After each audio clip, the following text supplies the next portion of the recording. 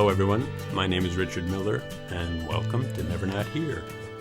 And we're having a dialogue today that's, I think, an important dialogue because we haven't really heard from Neelam for a long time.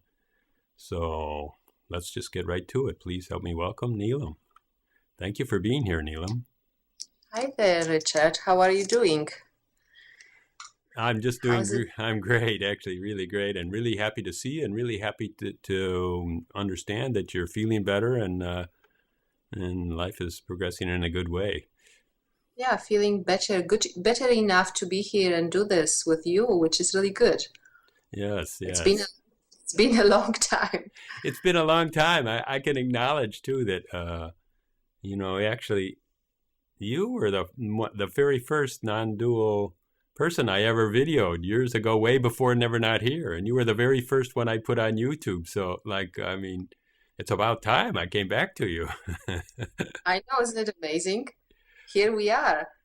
Yeah, and I remember when you were in Santa Fe and we couldn't really do the videotaping, so I'm glad that now we have this opportunity to just do it like this. So a lot of times we just start out and we talk basic, and just because we don't know exactly who's going to come and watch this video.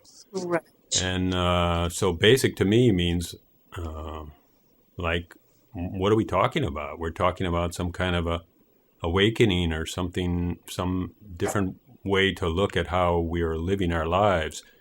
And then we're talking about some kind of a way to point toward that. And we could call it a teaching, or there's a great tradition, or, whether we need to know that tradition in order to enter this or not. But I mean, awakening and then the teaching or pointing toward it. What can we say about that? These days when I speak, because I don't know that we really need to know everything about, the tradition or where it comes from.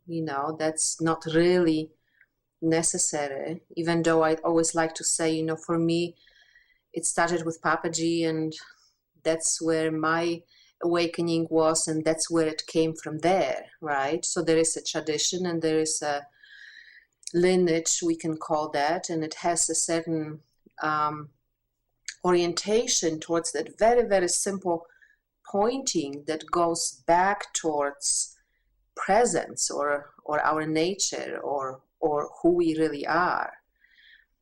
But these days when I speak, when I have any opportunity to speak in public, which isn't very often, but mostly over the telephone these days, I like to just introduce the basic core principles of the teaching, and just to make it clear for everybody, why are we here?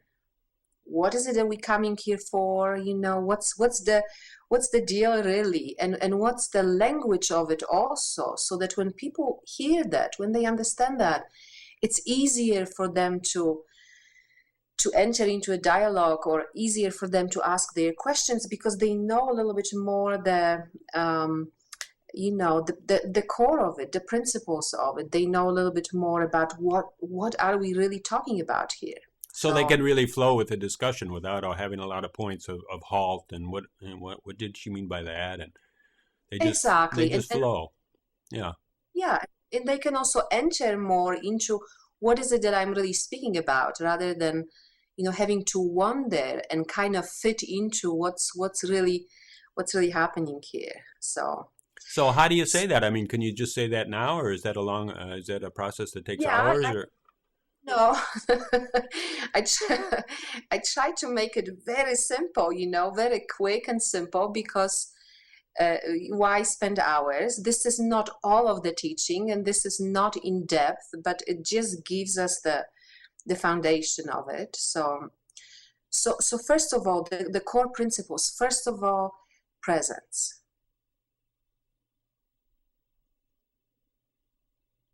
Yeah, and presence is our nature, you see. That's where we come from. That's where everything arises from. That's what we want. That's what we desire, really, right? should we say anything more about presence, or give it a couple of words, or like something about it Well, is just effortless? We know that, right? Just effortless. yeah, we can we can call it all sorts of things. We can call it presence, we can call it our nature, we can call it consciousness, we can call it being. Some people call it God. It doesn't really matter, right? What matters is that we understand two things about it. First of all, presence is always here. That's really the core and the foundation of the teaching. It's not something we are going to get in the future. It's not something we are going to accomplish by a lot of practice or study or understanding. This is something that we can experientially find in this moment, right? Yeah, and you can try, right? You can see if it's Yeah, the moment you said presence, I felt it, of course, because it's always here. exactly, But I mean, what you just said, I mean, exactly. is said so many times that presence is always here, but yet people seem to be searching for it now. How could it be so elusive? Or it's Oh, not so, elusive, is it? so that's why I'm explaining it, that it's here and we just don't have the habit of looking, right? So when we enter into a spiritual path or we are on the path, so to speak, there's often a misunderstanding that says, um, there's going to be a time, sometime in the future, when we have done certain things, when we have accomplished certain things, when we have learned certain things, that we're going to arrive where we are wanting to arrive, right? And by doing that, we miss the immediacy of it. So, for me, that's always the beginning, right? It's right here. That's who you are. And you can look and you can find it in this moment, right? It's here. Yeah. Right, I certainly can. I mean, okay, one thing is about trying to find it and saying it's right here, I can find it right here. But another thing is also people start to think it should be here more often. And so then that is postponed to the future also. Well, also because I say also everybody has an experience of presence. No matter if you are on a spiritual path or not, consciously, no matter if you think you are doing some kind of practice or not, but everybody has experienced presence. It's just we have not always known what it is. You see, the mind doesn't always understand. It likes to classify it as some kind of experience, right? So everybody knows presence, yeah. And also what you're saying, hold on, because what you're saying is, more or less, that's also the mind. The mind always classifies. That was a long time. That was short time. That was great. Why isn't it longer? Why can't And this is just the mind, right? The mind does that, and that's has no meaning, right? No, It's when you're no talking meaning. about presence, it has no meaning. I was just thinking that the mind is, I mean, our thoughts are always trying to find some objects, and presence really isn't much of an object, or it's hard to make an object out of it. So maybe it gets overlooked because of that. Right. And because we don't always know in the beginning how to recognize that, right? Right, because the objective nature, we don't recognize that too much. Exactly. And if we do, then we still try to classify, has it been here for 5 minutes or for a minute or for a day or for a year, or what Yeah, does it mean? Is it good? Is it bad? And why didn't it last and all that? And right. Of course, when we get into there, it's immediately obscured, right? It's immediately kind of not lost, but I mean, we're not paying attention to it. and it's totally unimportant if we know it for a second, for a minute, or for a year. You see, what matters is that we know it, right? Right. I bet nobody believes that when you say that, though. They say, no, no, I'll take the year, please. Give me the year. Well, you can choose. You can either really believe it because that's what matters, or you can still go on in that thinking, that it doesn't, or that it does matter how long, or it should be here for a certain period of time, So, and presence is natural, So therefore, it's only our attention that doesn't rest here. Therefore it's always here because it's natural. And we sometimes are aware of it and sometimes we are not, you see. That's the only trouble, right? The trouble is not in presence. That's where the misunderstanding is. The trouble is in our attention. Our attention either goes there, like right now, beautiful, you're just sitting here and your attention obviously is resting in presence, right? Right. And then, a moment later, our attention is going to follow some kind of object that arises, and we're going to get involved with it and attached to it and concerned with it. And then we go like, oh, where's presence? Presence is not here, right? Right. But even an But object, or that object can even be like a better way to describe it or something like that. It's just an objective right. Like, concept, or a shinier concept that we get wrapped up in. right, like a thought or like an idea, right? Right. Oh. So good. So that's presence, very, very simple, right? Very direct. Right.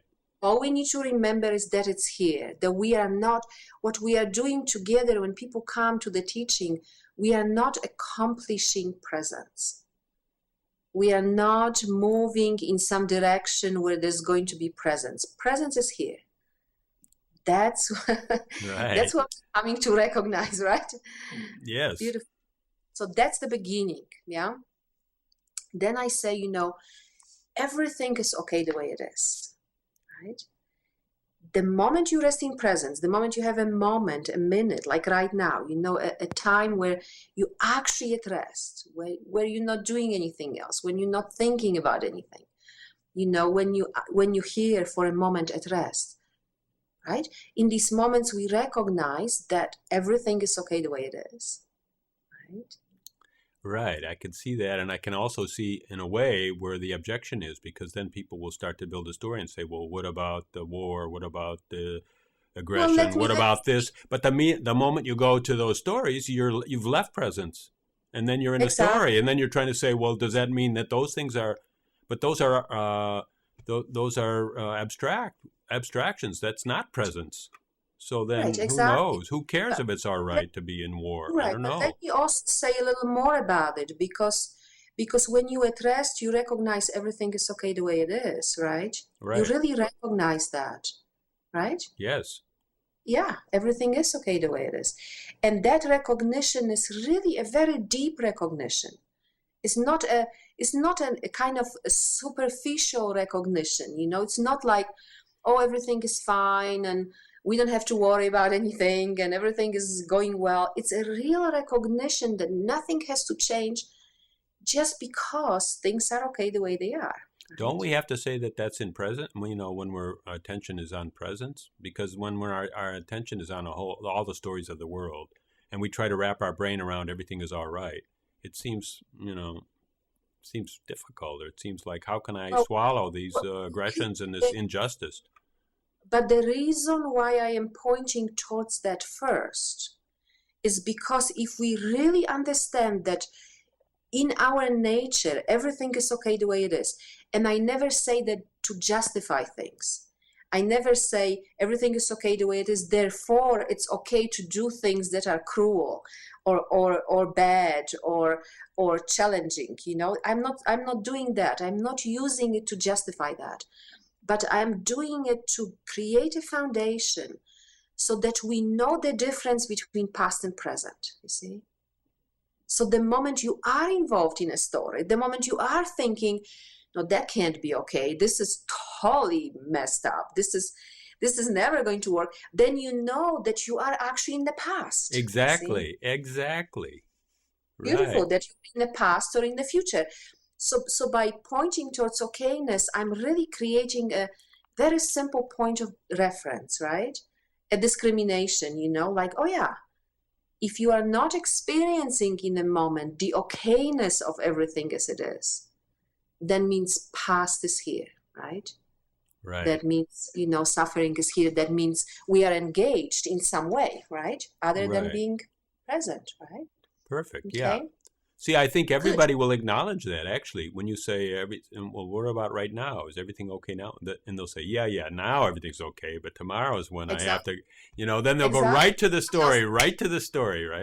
But what else do we have then now, right? Yeah, just hang in there with presents. Do we really have anything? I mean, we like to believe that we do, right?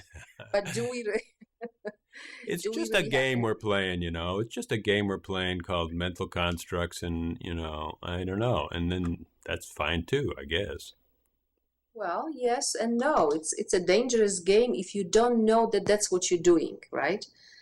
You need to know the difference. Know the difference. Oh yeah, that's past, that's present, that's rest, that's suffering, you see, right? Right. It's helpful to know for sure. Exactly, because otherwise, how else? So how else are we to function if we don't know the difference, right? So the third thing I speak about briefly again is what I call suffering, you know, because again, when I say suffering, I don't mean difficult circumstances. I don't mean challenges arising in your life. I don't mean necessarily, difficult people or situations arising. When I say suffering, I mean an inability to rest here, right? Inability to come to rest in your own nature at any given moment. That's beautiful. Good, beautiful. Because sometimes people get twisted about suffering, but just to say make it so simple is really, really easy. Right, and if we don't have the right understanding, how can we do anything about it if we don't know what it really is, right? If we don't know that the moment we believe something, we identify ourselves as something that we are not, the moment we move away from our nature, the moment we are not at rest, right? The moment we are not recognizing the okayness of everything as it is, we experience suffering, right? And the amazing thing with suffering is that it's so quickly projected out. You see, the mind is has such a powerful mechanism of projection, and the moment suffering happens, we start to see it outside. We start to see it, oh, these people are doing it, or that situation is wrong, or this should be different. Or we project it inside and we say, what's wrong with this? Why am I like this? What's wrong with this experience, right? So that's the moment we're not resting in our nature or able to rest in our nature when we do, I guess, because it could be another kind of a suffering to say, well, I'm not resting in my nature enough. You suffer about not, That's not not. really, I'm not saying it for at any point for any level of judgment. I'm only saying it for us to have the right understanding. The teaching always starts with right understanding. If we really understand the nature of suffering, that suffering is caused by movement away from presence, then we don't have to spend time running around trying to change circumstances, right? Then we can just get right to it, and we I can just like say, it. Yes. here it is. Let's deal with it where it is, because Yes. Thank you. that's the only place where we can do something about it, right? We can't do anything about it anywhere else, right? We've tried long enough, right? And I never say there is no place for changing circumstances. Of course there is, but it really depends on where you're coming from, right? When suffering is here, we need to attend to it first, right? So good, beautiful. So that's suffering. I'm just going really quickly through it, but the amazing thing that we have, that is very powerful that we have, and that comes from Ramana. Ramana was the first one, Ramana Maharshi, who introduced self-inquiry, right? So we have this very powerful, skillful means to address suffering. Not only we can discriminate and recognize and say, wow, this is what suffering is, but then we can actually do something about it, you see. And that doing something about it is what I call inquiry, right? Which in the way I speak it means, because sometimes people think inquiry, when they hear that word, they think, oh, it means to think, to figure stuff out, because inquire, right? English, think about things. And when I say inquiry, I mean to change the direction of your looking, right?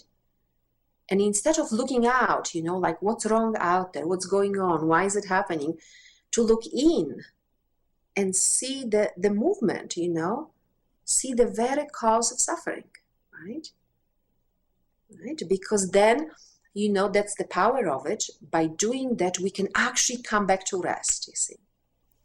Do we have to say any more about looking in? Because we were saying before, when people look out, they are finding blame and causation. And then when they look in, they're saying, well, this is no good either. But we don't mean that kind of looking in of self-judgment. We're saying, say a little bit more about that.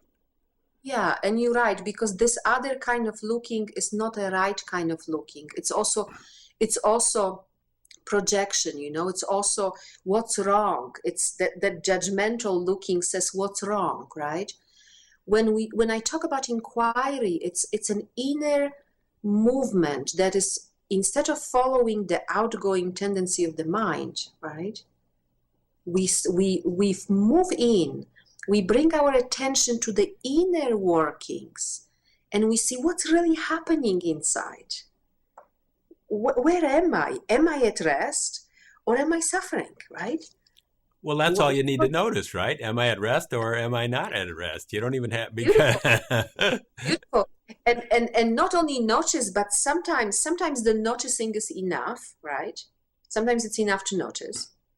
But sometimes we actually have to sit with what has arisen, because sometimes the past or the tendencies are so powerful, the body-mind gets very involved, right? Yeah, I know, but I mean, let's just say that in another way, because you said sometimes the past is, or the conditions are so powerful, but really they don't have any power, really, do they? I mean, it's just our belief in them. Somehow our attachment to those stories are so powerful. Well, once it manifests in your body-mind, once the past has arisen and it's really vibrating, your body-mind and your nervous system gets affected by that. That's when just seeing it is not enough, right? Because now we have to allow the time, the physical time that it takes for the body-mind, for the nervous system to actually quiet down, you see? To actually come back enough, because sometimes we just look at it and it's like, whoa, there's just like a lot going on, right? And you just need to take the time, quiet time. So there needs to be a pause, because like we're talking about the nervous agitation, but it's also a chemical agitation and everything. And that those chemicals, like adrenaline or whatever they might be, need a little bit of time to just dissipate. Exactly. And we want to understand better. The part of how I teach inquiry is understanding better the body-mind also, and understanding what it takes to actually sit through it, right? To actually sit through it, to actually, deal with it, to actually allow it, to actually let it be here as long as it needs to, right? As long as it needs to, until it can come to rest, right?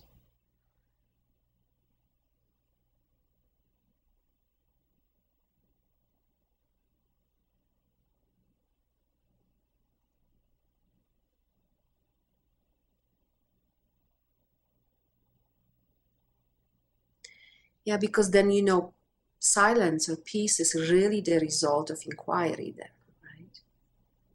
I mean, when the inquiry has been properly done, then we arrive in our natural state, right? Rest. So silence, peace, presence, these are all kind of synonymous, right? They're just... Right, we can, yeah.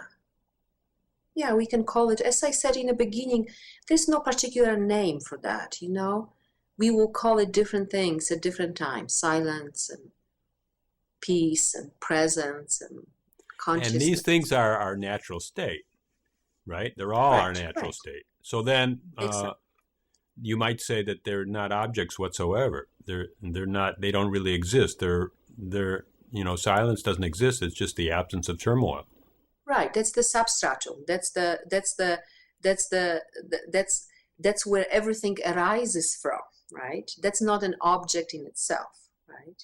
So then when we look for objects, the way our mind looks around, I mean, of course we never find it because it's not that. Even truth, even peace is not an object either. So you can't really search for peace. Exactly. You can just rest here. Just rest, right? You can just rest in it, right? In it, yeah, because you are already in it, right? In other words. Exactly. So you can just notice, oh yeah, here it is. Hey, let's just enjoy that, right? So noticing is really, really powerful. Very important, yeah. Yeah, and that's just like shifting your attention or something like that, right? It's Right. a little Like what? shifting your attention. Shift. Right, exactly. The direction has to change, instead of looking at objects, instead of looking out, we look in, Right. And that's Yeah, what pointing means, just pointing to a exactly. place where you could shift your attention. Very good. Huh. Do you have Yeah. other basic points that you speak of, or? Another one, then that's really the last one right now is, you know, uh, I say last but not the least, freedom, right? Because that's what we want. That's what we are after, right? We are after that. That's really our life's desire. That's really our life's purpose also, right? That's what we are here for. We don't always realize that that's what we are here for, but that's what we are here for, right? For freedom. Yes, yes, yes. No, I love that. I resonate totally with that because people say, a Mhm. lot of the teachers say, "Oh, everyone's searching for happiness," but happiness is, in a way, just it's like a indication that we are free. It's the It's a feeling byproduct, that comes. It's a right? byproduct. It's just like Exactly, exactly. But when I say freedom, I mean independence from the past, you see, right? freedom from suffering. You're saying because the way we said it, that suffering is I just am saying, not resting in your nature. So then you're I'm free saying, from. yes, independence from the past. Because sometimes we have an image of freedom like this is the end of all arising. You arrived in freedom and nothing ever happens anymore. Yeah. Nothing ever arises here, right? But that's not true, right? Right. No. That's a Is it preconception. That's another exactly preconception. So then just that's another not idea, freedom. right? Every preconception, in a way, is bondage. So that's why I'm saying, independence from the past. When we can be truly independent, right? Right. Right? When the past is here, that means, first of all, discrimination, recognition. Oh, yeah, past is here. And then, can I be here? Can I just be here long enough, you see? So I can come back to rest, right? So, And that's long enough, is what we were saying, that sometimes the body needs a pause to just kind of settle in. We're saying long enough. sometimes Who it needs knows a what it really, is? sometimes it needs a really long pause. And sometimes it can take months or years or lifetimes to work through something that we have been so attached to, right? That it keeps arising over and over and over again. So Right. sometimes, No, but I mean, that's what not noticing, right? Because I hate to say that, like that could really happen. Okay, it has happened. Let's say that I have a memory of years of certain tension and stuff like that. But I mean, I think with noticing, it would have, it wouldn't have happened. I just was not noticing. we don't know. I never make assumptions, because sometimes certain tendencies are here and they are here for a long time, and who knows how long it's going to take, right? Because otherwise people have ideas, and they can judge themselves. They can say, oh, it's supposed to disappear just when I looked at it and it didn't, so that means I'm doing something wrong. No, we don't know the momentum of the past. We don't know the force of any particular tendency. We don't know how many times of looking it takes for it to really stop. We just don't know that. So instead of thinking, well, it should happen when I look, let's say, make make the distinction between past and present. And if past is here, be here. Doesn't matter. Who is measuring, right?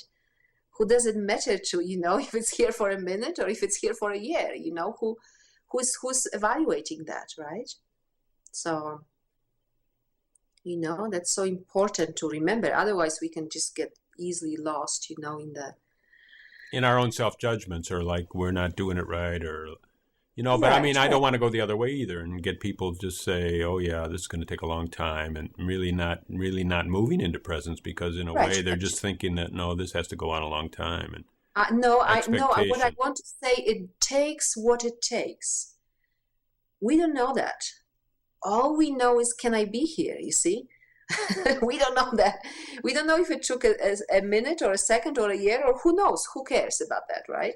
Right. But The only thing we do know is that presence is here right now, always. exactly. So And then we we know can that be part. here, right? And we can be here also. That's what we know for sure, right? Yeah. Yeah, Yes. that's what. Good. So, what is it like for you, Richard? How is that? What would you call freedom or presence? What is that like for you? What is your experience with that? How do you find? Do you find yourself at rest, or do you find yourself suffering, or what is it like for you? Yeah, I've been glad to share about that. I really stopped trying to manipulate that, and I feel that it really has been helpful to not be on that type of a path where I thought where I have a so-called desire to feel more presence or be in presence more often or something like that. And Beautiful. and maybe that's not the teaching. Maybe nobody teaches like that, but I would say in my own case, I assumed that to be true, and somehow I think I've seen that other people are anxious about not being in presence as much as they think they should be, and especially after they've kind of known it well. Right. Then they really get more anxious and saying, "Well, I was there for months, and then now it's." I even had someone ask me to ask a question like that. That somebody was really feeling anxious about. Presence used to be something that was unshakable, and now it doesn't seem like it's approachable anymore. And Right, right. And this, we can talk about it later or now, it doesn't matter. But I'm so glad for you, first of all, that you have given up that idea that it has to be in any particular way. right, no, just to go back and share a little more. I mean, I enjoy my mental constructions, sure, and I don't mind them at all. But I don't at any time, at any moment, and also more and more. I mean, I just realize that these things that are these chores I'm on, these places I'm going today, the way I'm driving, and whatever kind of thing, and I might just be taking it to one, two, three, four. I might just be going on a chain, and then all of a, I mean, I realize, this doesn't appear anywhere. All there is a sunny day, cold, crisp, snow on the ground, whiteness, and this big smile comes on me and saying, Right, right. I can play in this, and it doesn't really appear. It does not, and I'm starting to understand what people said. Nothing ever happened. It doesn't Right, appear really. right.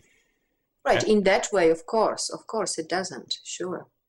And then I can realize that 6 billion of us are doing this little gymnastics, and having this little concern about, what will I do today? What will I do in the next hour? And it doesn't appear either. I mean, and we can play in it, and not to diminish it in any way, but just realizing that it has no substance. And I see that so clear. Good, good. That's very good. I'm glad for that. I'm not really in a job like a career anymore. I guess I'm too old for it. I'm an oldster now, but I think I'll be getting back to it. I don't even know. But I mean, so then you could say, okay, well, this guy's relaxed because he doesn't have to go with the grind that everyone else is doing. But I mean, opportunities come up. I say yes to things. They may come or they may go, or something else might happen. I mean, each time I get a huge opportunity, I think, oh, that's wonderful. I'll sink my teeth into it. And then at the same time, the thought arises, if it doesn't come, I'm so free. I don't even have to do Right, that. right. It's just more Of, work. And of the course. freedom is just there, totally. Mm-hmm. Good, good. Beautiful. I feel this teaching is a live teaching. And sometimes we get sunk into the traditions and we think that it's an object, actually. We think we objectify even the teaching. And I just wondered how just your testimony is, like how your teaching has evolved, and and what makes it different. Maybe if you have any kind of a I'm not asking you to make comparisons, but I guess I Right, am. right. Maybe I Well, am. because it's hard to compare because I don't know exactly how everybody else is doing it, right? So it's hard to compare. But You could just compare to how you used to teach, maybe. but I would say there's something that I find about the way I do it, and I don't know if it's different or not from how other people do it. But the way I do it is, I like it very practical, you know. I like to That's certainly appreciated. I like to really, you know, see where people are really at, you know. I like to really look at what's really actually present. What is really happening? Can we look at that? Can we address that? Right? So that's one way. So that's one way in which in which it is practical, right?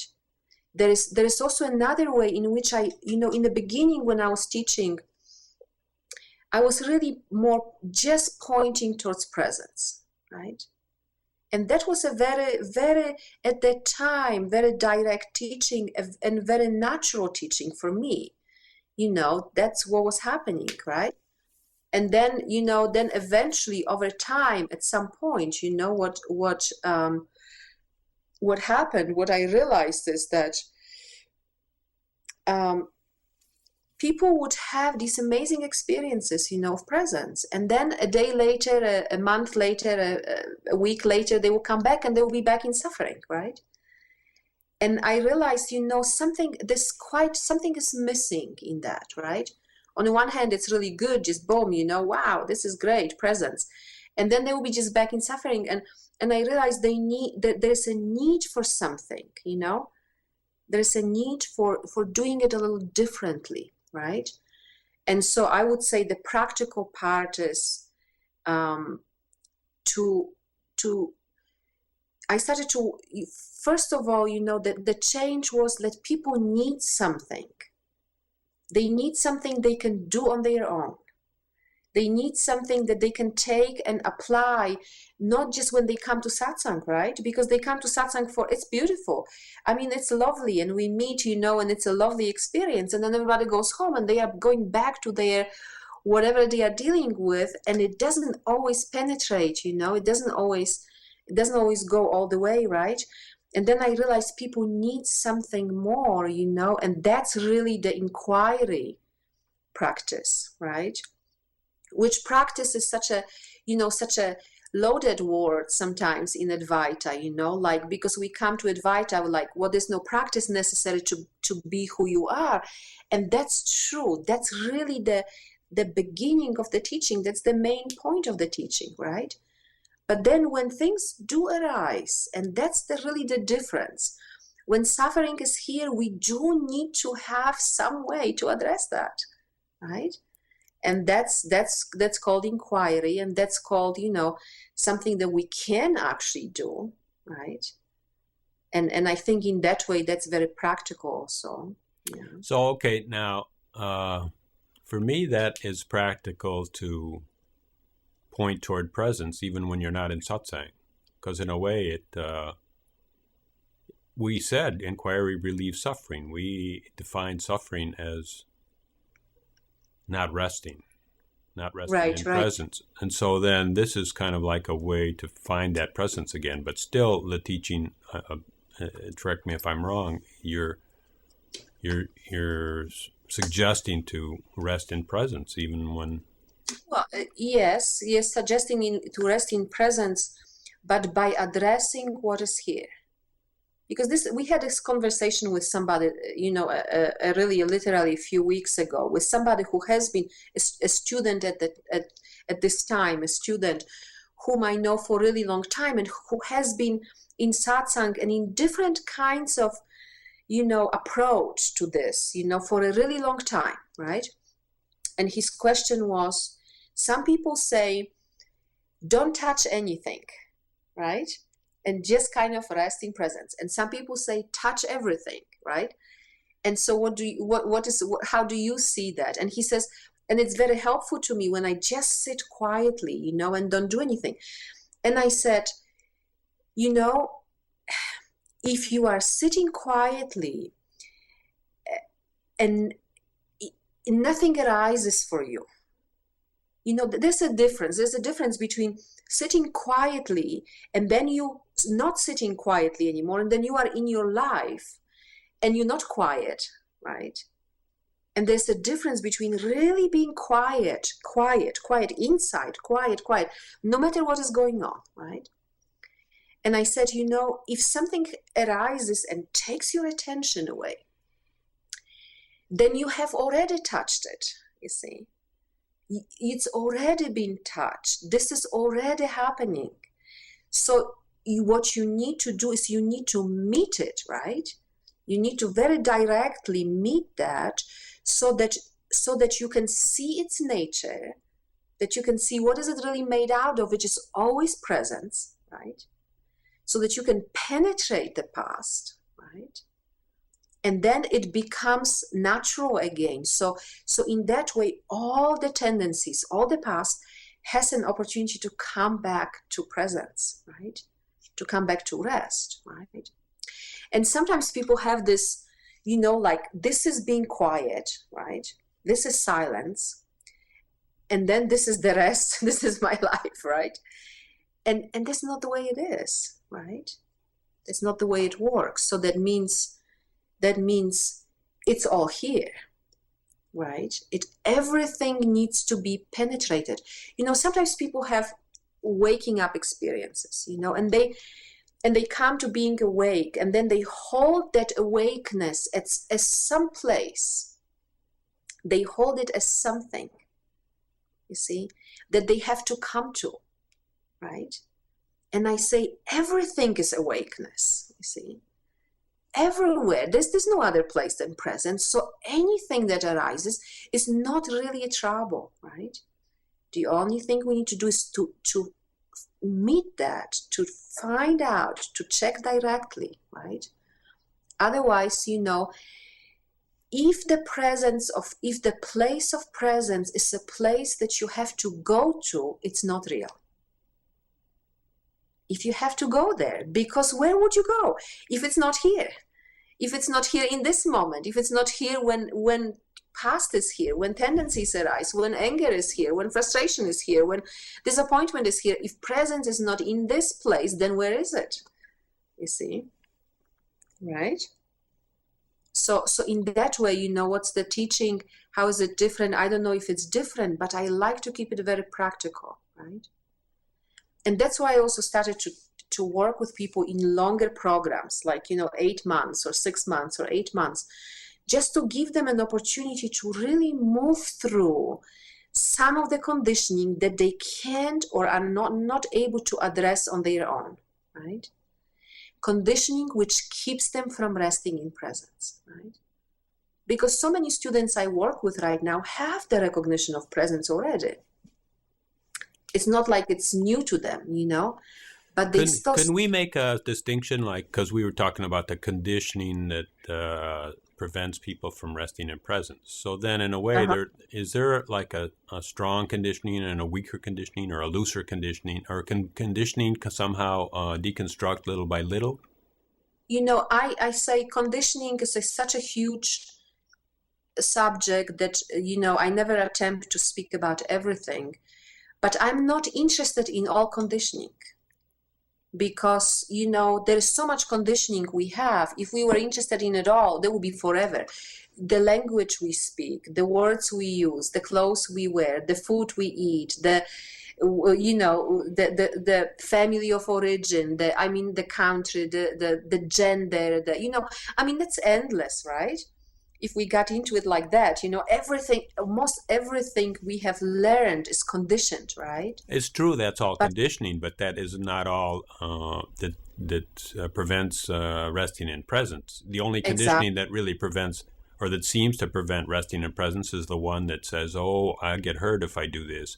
Their beliefs in my vulnerability. And when you speak about the past, you know, I mean, the only thing that can be stored in an image that would be considered the past is an interpretation. because our life can't be held in an image. Only an interpretation of life can be held in an image. Exactly. So then But that there's, story actually is what remains, sometimes remains intact when we go to presence, and then when something arises, what arises is that story that's still intact, which is this one strong interpretation that says, "Oh, I'm inadequate," or whatever it says, that I can't get it together, or I'm poor, or whatever that right. is. And that image, of course, is full of feelings and full of tensions and full of pain too. I mean, and so once Yeah. when that image And, arises, the pain arises with it. right, exactly. And so when I say conditioning, I mean the what keeps you from resting in presence. I don't mean everything, right? I just Right. mean what keeps you from resting in presence, right? So that's all when I say, conditioning or past. But you say there's really no past, and yet your body, your nervous system, your body mind experiences it as if it was true. You see?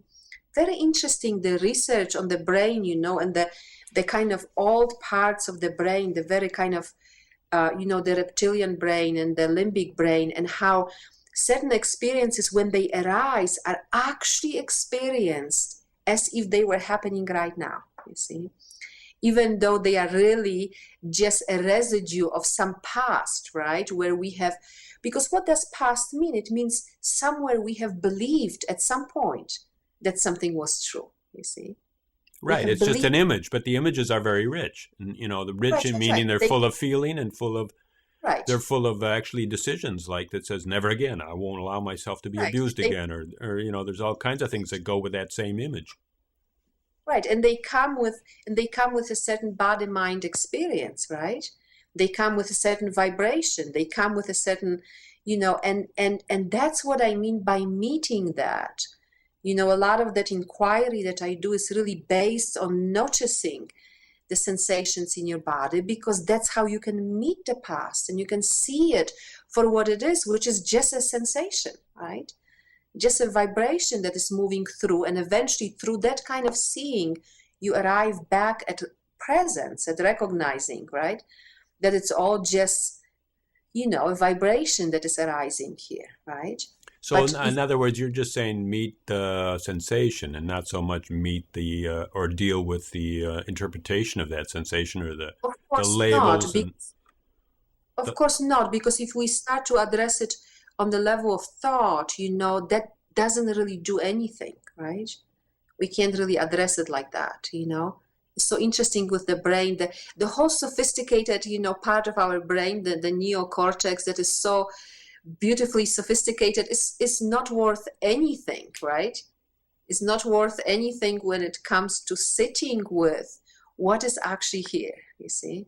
We can't use the thought to do that, right? it's actually that's the opposite of sitting here with what's really happening. Using the thought is escaping from here, from what's really Exactly. happening. So so Exactly. it'll never work. Exactly.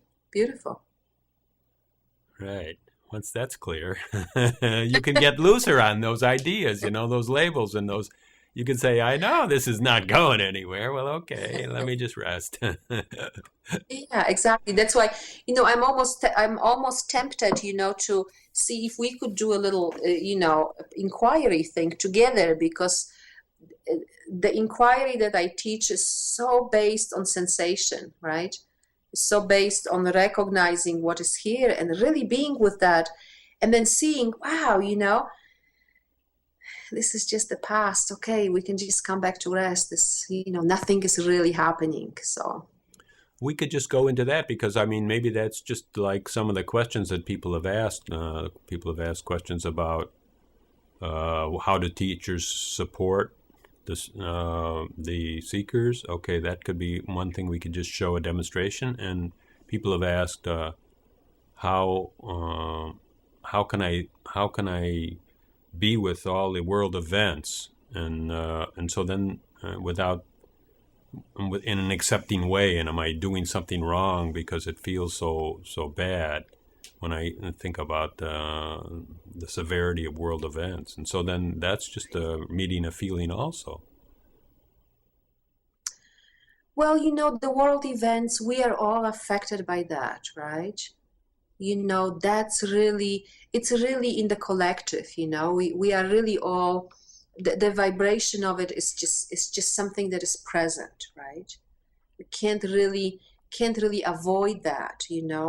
That's like it's the nervous system of any individual, depending on what's their conditioning, is going to be affected by it in some way. You can't avoid that, right?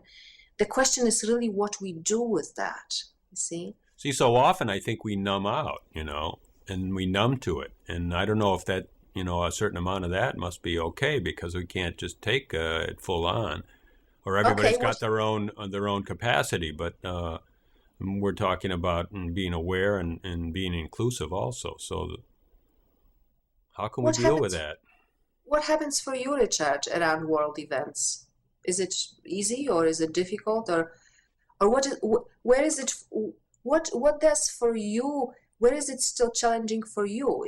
What is it? World events are easy for you, or? No, justice is always a tough one, I mean, Okay. I can't even hardly watch movies because they're all about justice and injustice, which I know are fake. But I mean, I don't want to subject myself to that, especially when it's fake.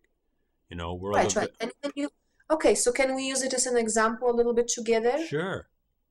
Okay, so when you are presented with this movie, or any kind of, you know uh, uh, anything that pertains to justice or injustice, when you are presented with that, what happens for you?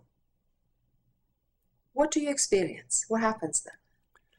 Well, if it's artificial, like a movie or somebody just throwing that at me and saying, "Oh, have a thrill," then I really get mad. I have a real, what I would call an anger, and kind of like a real uptight feeling, like this is, Right. why are these, why am I allowing this in? If it's real, I don't have that same reaction at all. If there's an earthquake in Haiti or something, then Right. I have a huge compassion Of feeling like, course. and Of I course. feeling like I should make a space that things can work. Even now in Egypt, okay, I can make a space that things can work out, and that Of maybe things can course. work in a way that people haven't assumed. Even when the Eastern Bloc of Russia came down, and I'm not even so sure. I'm not trying to even say that was a bad thing or a good thing. I mean, I'm not trying to judge it, but I'm just saying that it was something that was totally unexpected. And when all of Eastern Europe was all of a sudden, in a way, on their own, and had to really make up their own life and their own community. And it seemed like, we said it was a great freedom. Okay, let it be. But I think whenever people are responsible for themselves, it is a great freedom. And what I'm just saying is that was totally unexpected. So that making a space that allowed for that. I mean, I don't even know if I'm being very clear. I'm just saying, not trying to have a limited idea of what can happen for instance, in Egypt. Right, right. Of course, I understand that. So, but when you face with something in a movie, or when you experience that anger, what is that like to experience that? What is it like? I let myself go with that more because I figure like this is like just a poison that somebody's introducing into. I judge it for that, and then I say, let that poison reflect on them. Let them roast like they're showing these people roast in the movie. What kind of sensation is that in your body then when that happens? Yeah, I think it's in the center, and it kind of, it closes like, and it's kind of Right, like right, in the core, right. and it So, just goes, "Rrr." right. So let's Why, just why, right, yeah. right, exactly. So It's let's a let's judgment. let's It's a just story that this is doesn't need to be. yeah. But we take away the judgment or the story, and we just notice the physical of it for a moment. So can we just notice that for a moment? Can you just bring your attention to that?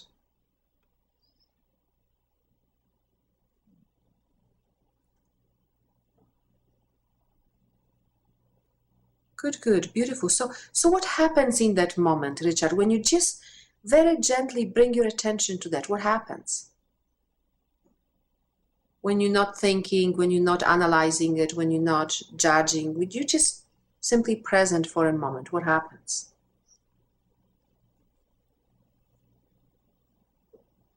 Well, I'm sure it softens. It softens. Beautiful. So notice that. Just notice that softening for a moment.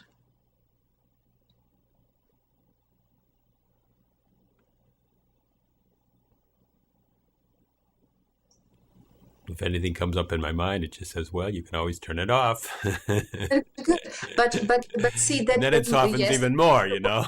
that's that's true. But the softening is what I call being present, you see? Mhm. Just notice that, right? Beautiful. And in this moment, as you're sitting here and noticing that softening, is it okay to be here in this moment? Is that okay? Of course, it's okay. I mean, I wonder why. I know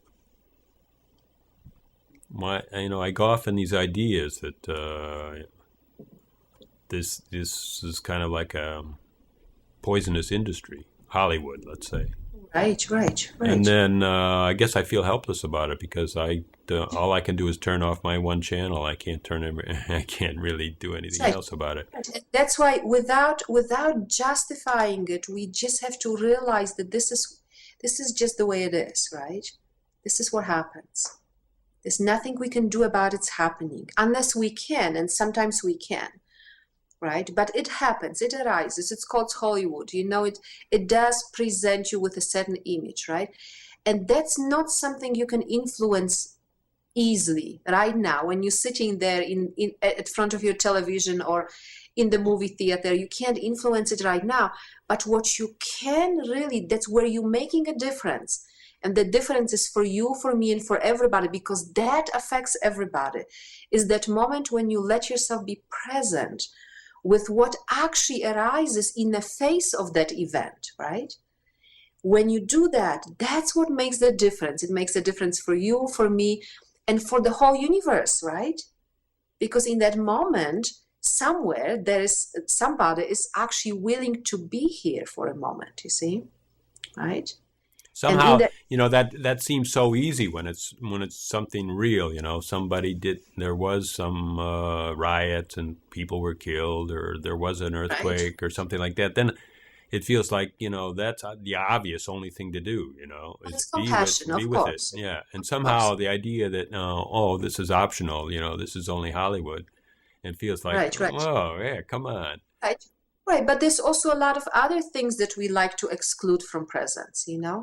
There's a lot of other things where we say everything is okay the way it is, except for this person, or except for this event, or except for this politician, or except for this, war, or except for that. That doesn't belong, right? That's not right. And so what I'm saying is that it creates that dichotomy, and it creates that relationship, and then it creates the right or wrong, and and creates all that involvement. And I'm saying, okay, but what about being present, right? Because the moment you are actually at rest, then you see everything is at rest, right? In that moment, there's no suffering, right? So suffering, I mean, I like that. And now we have to keep saying what suffering really is. There's no separation, is what you were saying, because suffering, we said, is not being able to rest. And Right, so suffering. then, Right, suffering is that moment when you believe that true rest and peace and love and tenderness and freedom are not available. That me, or anybody, you believe that in a moment because you engage in this shouldn't be here. I'm so upset with this. Why is it happening? So you are believing in this moment that truth and freedom and presence and beauty and all that is not available in this moment. And I say that's not true, right? right. So then I'm really getting what you're saying, because I'm understanding that the anxiety created with uh, not allowing presence to be here, or it's here, of course, but not allowing my attention to fall on it, somehow Exactly. is not contributing one whit to the earth, to the world, or anyone in it. And the Exactly. fact that I can feel ease myself is a great contribution, much more than my perplexity of world events, or trying to figure them out, or trying to even apply myself to somehow. If I apply myself in this ease, it's going to be so much more functioning than if I Exactly. take any anxiety into the world about it at all. Beautiful. And so your relationship with the and your anger with the movie and with the movie industry and all that, that really doesn't do anything, right? It only engages the circumstance. It only perpetuates suffering, right? Perpetuates it. So then actually it makes it Exactly. like, hey, this guy's getting off on Yes, this it movie. makes Let's it make another one. exactly. I'm giving them It juice, right? I'm giving my juice to the movie industry. They're going to make a new one, exactly a new episode. Richard hating the movies, they exactly call it. exactly. And Richard hating the movies or Richard doing this, and so it gives more energy to that, right? And this is just an example, we are using this as an example because it's something that is true for you and it's easier maybe for everybody to see a little bit. But that's what we do continuously. We engage, in that way. That's engaging from the past, you see. We engage, and that in that way we create more of suffering, right? In the process, somehow in if let's just call it a process or whatever, but somehow engaging with presence and engaging with the satsang community and sangha and engaging with the desires to see life in a new way, new for me. Sometimes old reasoning patterns seem to break down or don't function so well anymore, which means like I don't even know how I make decisions anymore. Right, right. I wonder if some people are affected by a sort of mindless state, which seems confusing. What I experience often with some students who have had some degree of awakening, right, or an awakening, where they have come more to simply recognize presence as their nature or rest more in presence, right? Is that what you're speaking about? And then there is a certain, is that what you're speaking about or no? Yes, I mean I'm just saying that sometimes it seems like my understandings are not that important anymore, and it's kind of Right, scary. It's kind of scary because right, that was my life was rock solid based on those understandings, right, and now I'm kind of launched in a kind of a free flow, and right. I wonder if I can trust that. Because that's the truth of it, It's really when we say about decision making and trusting the mind, when we have been used to following the mind for a long time, right? We have been used to believing, as you're saying, the solidity of it, it would arise and we would just say, yeah, that's true, right? And we would follow that. And now what is happening is that you are not believing that so much anymore, right? That you are not following that so much anymore. And what's happening is that you are beginning to trust more. It even gets hard to follow it, because you Right? just don't trust it anymore, or like it just seems so Exactly. darn arbitrary. And then I make all these decisions. Do they really help me at all, or what's Right, going right. on? Yeah, and you're beginning to trust more something that really arises in presence. So you're beginning to follow more what is natural, right? What is naturally here, right? Yeah. And that's normal, that's just something that happens over time, right? And for some people, because I think there was a question like that, for some people, sometimes that gets very confusing, right?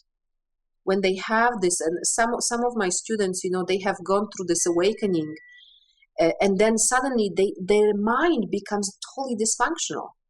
I mean, the mind just doesn't do the job the way it used to, and it's also because the attention has so much shifted into presence, right? The attention doesn't rest anymore in following the mind or in identifying with the body mind experience, right? Could that be because there was so much suffering before that presence is seen as such a relief, and somehow it's also just kind of somehow that relief of nothingness or somehow no thought, let's say, is exaggerated? I think it's more that when we are identified with the body mind, and that's the solidity, like there's an object, right? When we are identified with that, then when that awakening happens, it's like a shift. It's an inner shift where suddenly we are not identifying with it anymore. Suddenly we are more at rest, or presence, our nature becomes more of the foundation of our experience, right? So suddenly there's really, it's like a whole new space, right? There's no need more for this mind that just has been there giving you directions all the time, right? There's now more of an experience of a direct resting in presence, and a lot of the times, and that's, often people ask me about it, is that a lot of the times we really need to follow that momentum. We need to allow ourselves to really rest in presence very deeply, right? And trust that over time there will be a transformation, and then the mind would come back in a way that is functional, right? That it would come back in a way that is functional. And by functional, I mean not anymore in charge, you see. Not anymore in charge, right? But functional, like, oh yeah, it's good for remembering things, and it's good for counting numbers, and it's good for making appointments, and it's good for certain things, right? So it's a total transformation, actually, that you're talking about, Exactly. and trust that would be of value to you and actually be satisfying. Exactly. But it takes some time, and often it's, for people in the beginning, is maybe a little confusing or disconcerting, like, how to function, right? How to function when the mind is not there to do its normal, job, right? But it's just the trust of letting that happen, letting that process happen. Some of the students are asking about how do you support somebody who's in the awakening process, really pointing them towards trusting the deeper pull, to just really rest, so deeply, so that process. I remember, my own experience when I came after being with Papaji in India. There was no desire to do anything, right? The body was just, I would spend hours and hours and hours just sitting quiet, right? There was no desire to move or to go or to speak or to engage or to do anything. There was just nothing, it wasn't arising here, right? So at least to just say that is a possibility, and people do live through that. and they live very well through it, because they recognize, eventually we recognize that wasn't really necessary in that way. You see, it wasn't really necessary. What wasn't really necessary? Say that again, so I'm sure I understand that. Our dependence, what wasn't necessary was the dependence on the mind and believing that this is the only way to function. Because what we really come to recognize is that we are supported by our nature, right? That everything is taken care of by presence. That we as an idea, we as this little place of identity, that we don't have to do it, right? That it really is, everything is done, everything is supported, everything is arising. It doesn't have to be, done. So that sounds like a very delicate place when you're in between there, and you've kind of got that's true, and you've been told that that's true, and then yet you're waiting for your courage maybe to allow presence to to me, I mean, presence is not another thing that's doing anything. I mean, it's just like presence. It just means like what's right arises within you. Maybe not when you think it should. Maybe it's at the spur of the moment. Maybe it seems to be late to you. You would call it late. But, I mean, somehow just being willing to allow it to come when it comes. And we have to trust that, you see, because the body-mind, that's such a, misleading. Like when you talk about decisions. See, I can say a decision arises in presence. It's not something that anybody does. By the time it arrives in your body-mind experience, you say, oh, that's a good idea. I'm going to do this, right? So you take an ownership of that, and you say, oh, I have made a very good decision today. This is what I'm going to do, right? Right. But the truth is that that decision has really arisen in presence, you see? And so that's anyway happens. So in a That's way, what that requires is like a space or like a pause or like a not suffering pause. And not suffering means just resting, a resting. that's why I'm so often encouraging people, asking people to spend time in quiet. Spend time in silence, spend time in noticing what is here, spend time, because how else are we going to see? You see, it's so important. Yeah. What about sharing? I mean, is it you hear some people that say, some teachers say, don't share what's going on with you, and then of course there's an urge to share, especially if a freedom is coming with it, and then some are saying that sharing actually makes it more real to you, and I would say it depends who you share it with. I would say it depends what is the circumstance, what is the person, what is the situation, right? Because if you share it just with anybody who doesn't have any idea about it, they would just not relate to it at all, you see. So they'll just that say, no, no, and that's not happening, right? They'll try to they talk you would out of say, it. oh, that's crazy, or they would say, oh my God, are you sure you're right? Or who knows what they would say, right? But they would not necessarily understand. They would not necessarily give you the support that you need, right? But then there are places like with a teacher or like with friends in the Sangha or with people that you really, that really understand that experience, right? I would say beautiful sharing. It's beautiful then because then you get supported in it, right?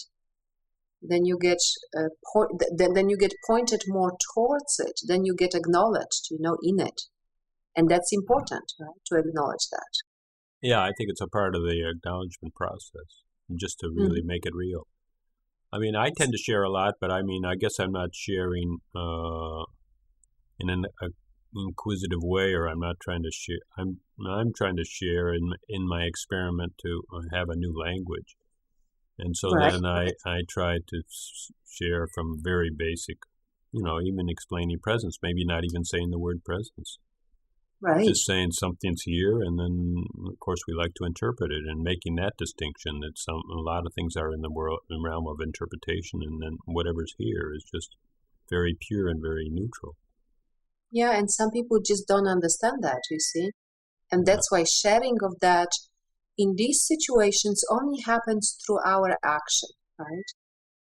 We can share presence with everybody, but not always through words. Ah, yeah, just share the feeling of it, just share the Right. Just purity share of it. the action, just your openness, just the compassion, just the tenderness that happens, just the how available you are, just that's what's going to really share that, right? It doesn't have to be shared in words. With some people we can share in words, of course, it's possible, but not with everybody. Yeah. So then you as a teacher support that. So that not only the sharing, but somehow just the awakening process. If you're talking about the longer context you have But with people. in the longer programs, it's really it gives people a container, because when we make a commitment to a longer program, what we are making commitment to is presence, right? When you say, okay, I'm going to do it for 8 months, what you're really saying is, I'm going to be available for what really happens here in that time, right? And then you have the container of, then you have the teacher, and then you have the teaching, and then you have the group that is really willing to do it together. And then it's very powerful, right? What happens in that kind of setting, because then you are just so much more available for what really arises here. And sometimes, when people are not engaged in a program like that, sometimes when things arise for them, it might take them a really long time to face that, or to be present with that, or to recognize presence, right? But when they are in that supportive, atmosphere, they are more likely to want to look at that, because everybody is doing it, right? Yeah, these Because are really venues for sharing and really understanding that it's happening, and seeing and receiving sharing, which is very helpful. Exactly. And what the programs are also important for is that there are some parts of our conditioning that are challenging and difficult. And there is not always understanding for that either. And sometimes people have to go through that. They have to move through that to be able to come to rest more deeply in presence, right? And when we have the group, that works together and people can share their experience and they can tell each other how it is for them and what they are going through and what they are experiencing, it just really supports that process, which isn't always supported otherwise, when people are just going through it, they don't always find that kind of support. So then, those people that are not in one of the longer groups, I mean, what can they do to support themselves? Huh? In other words, of course, they can always do inquiry, because that was one of the things we said from the very beginning. But first of all, if anybody has any interest in really in finding their nature in presence or in freedom, right?